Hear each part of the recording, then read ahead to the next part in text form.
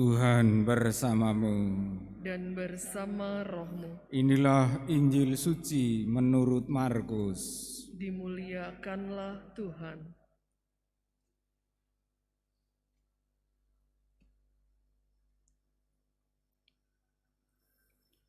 Setelah Yesus berkata, betapa sulitnya orang kaya masuk kerajaan Allah, berkatalah Petrus kepada Yesus,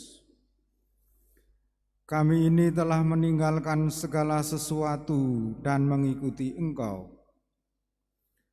Maka Yesus menjawab, sesungguhnya aku berkata kepadamu, siapa meninggalkan rumah, saudara-saudari, ibu atau bapak, anak-anak atau ladangnya, pada masa ini juga ia akan menerima kembali 100 kali lipat. Rumah, saudara laki-laki, saudari perempuan, ibu, anak-anak, dan ladang, sekalipun disertai berbagai penganiayaan, dan di masa datang ia akan menerima hidup yang kekal. Tetapi banyak orang yang terdahulu akan menjadi yang terakhir, dan yang terakhir akan menjadi yang terdahulu. Demikianlah sabda Tuhan. Terpujilah Kristus.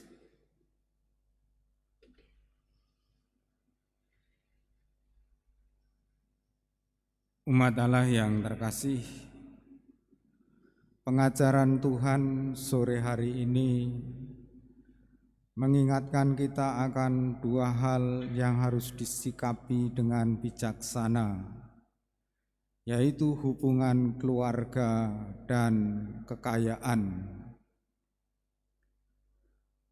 Hubungan keluarga dan kekayaan kalau tidak disikapi dengan tepat bisa membelokkan tujuan hidup manusia, bisa mengganggu, bisa merusakkannya. Kekayaan dan keluarga bukan sesuatu yang jelek atau jahat yang perlu dihindari, tetapi harus dilihat sebagai paradigma orang beriman, menyikapinya dengan bijaksana.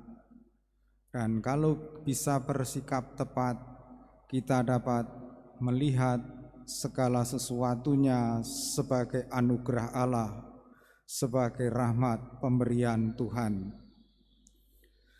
Maka kalau itu semua, harta dan keluarga adalah rahmat dan pemberian Tuhan, maka sebagai orang beriman, keduanya bukan menjadi tujuan akhir, sebab tujuan akhir sesungguhnya adalah hidup kekal bersama Allah. Semuanya adalah rahmat, semuanya adalah sarana. Dengan dua hal yang kita imani, kita hayati sebagai rahmat, kita dapat membingkai keduanya sebagai sarana untuk mengabdi Allah, untuk beriman kepada Allah, untuk sampai masuk ke dalam kerajaan Allah.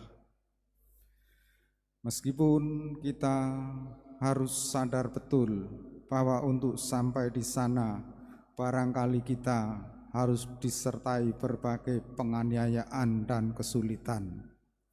Kalau kita bisa bersikap tepat terhadap dua hal tersebut, keluarga dan harta kekayaan, yang harus kita renungkan terus-menerus kata-kata Yesus ini.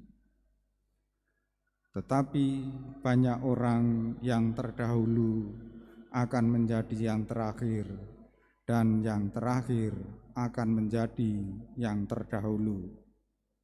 Kata-kata ini penting agar kita terus memurnikan diri, memurnikan motivasi dan tindakan kita sambil terbuka kepada Roh Kudus, supaya kita sungguh sampai kepada keselamatan, sampai pada kehidupan yang kekal.